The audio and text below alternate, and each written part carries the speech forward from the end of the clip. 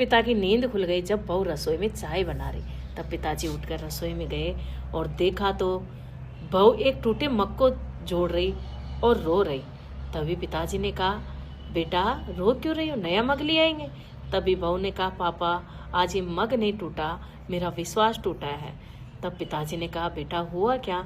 तभी कहा, पापा बड़ी दी ने कहा है कि आपके आने से भैया बदल गए, आपके आने से घर में मेरी अहमियत कम हो गई।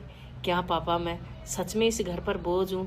इस बात को सुनकर वो अंदर तक हिल गए और कहा, बेटा जो रिश्ते तोड़ते हैं बोझ वो होते हैं, जो रिश्ते जोड़ते हैं वो बोझ नहीं होते हैं, और तू तो रिश्ते जोड़ती है।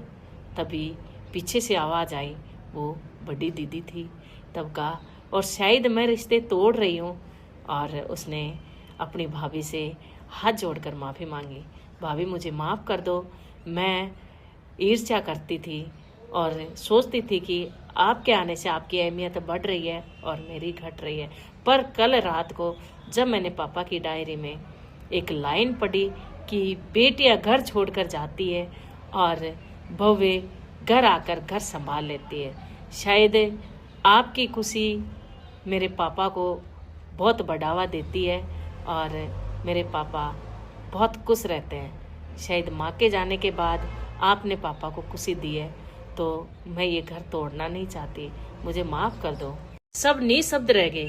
तब पिताजी ने कहा अपनी बेटी से, बेटा आपकी अहमियत कम नहीं है, आप अपनी जगह हो, बहू अपनी जगह है।